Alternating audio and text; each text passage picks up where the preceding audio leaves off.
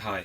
So we were doing a blues in B, and the simplest 1, 4 and 5 chords, the simplest dominant 7 chords, are these E-shaped bar chord shape, and the A-shaped bar chord shape. So the E shape, this is the E shape, fingers 2, 3 and 4, either E or E7, and the root is on the E string, and the A shape, so I do it with that, with the bar there, or if I'm doing an A7, and the root is obviously on the A string, just like an A chord. Yeah? So we've got the E-shaped bar chord for the 1 chord at the 7th fret, and then we've got the A-shaped bar chord for the 4 chord and the 5 chord at the 7th and 9th fret, just because we're in the key of B as an example. But wherever you have these chord shapes, the E-shaped bar chord or the A-shaped bar chord, whether it's E7 or just E or A or A7, because with both the major chord and the dominant 7th chord you can use the major pentatonic. You can play a major pentatonic over a major chord, of course. And then that was over the B, and then if I move to an if I move to the 4 chord, the E chord,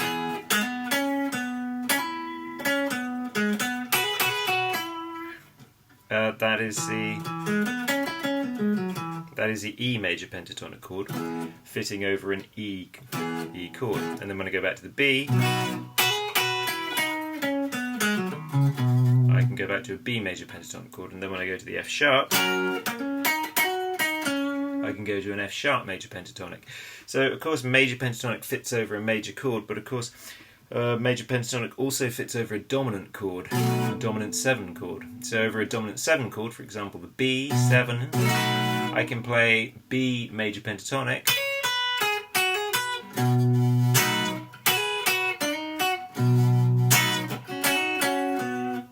that's a major pentatonic sound.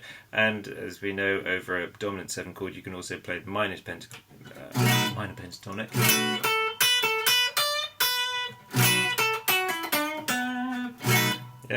So over a dominant chord you can play both major and minor pentatonic. And with these chord shapes, both the E bar chord shape and the A bar chord shape, whether it's major or dominant 7, there's a handy little box 2 frets up from the root of each chord shape. So if we're doing the E chord shape, so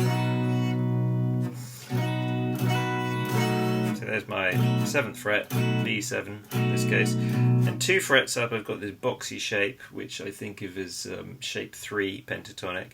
So there I am with root at 7th fret, and then if I go to 9th fret, on the 3 bass strings, on the E, A and D strings, I've got,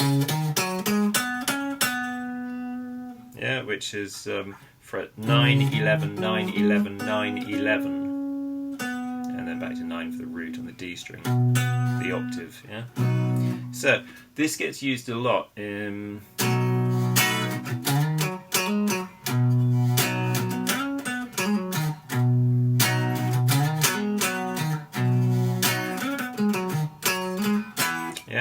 you get a lot of that.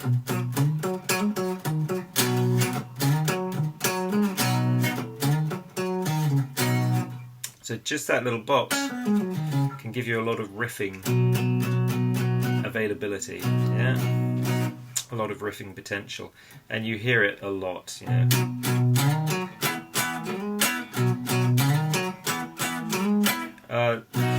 And you can do the same thing, that was the E-shaped bar chord, and you can do the same thing with the A-shaped bar chord.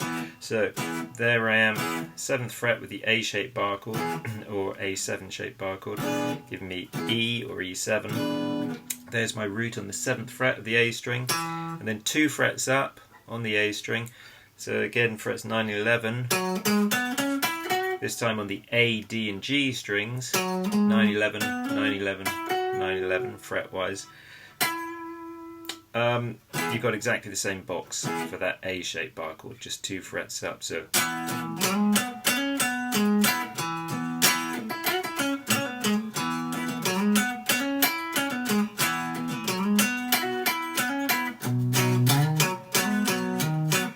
you can do the same riff for the E shaped chord that you're playing, and then the A shape that you're playing. Yeah.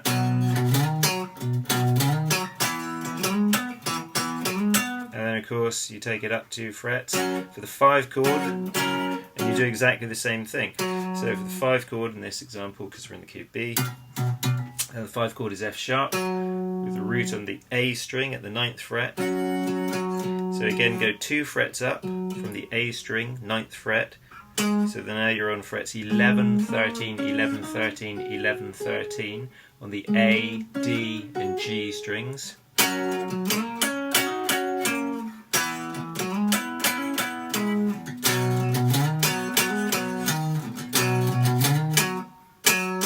And I'm doing exactly the same thing for the 5 chord, 4 chord and 1 chord.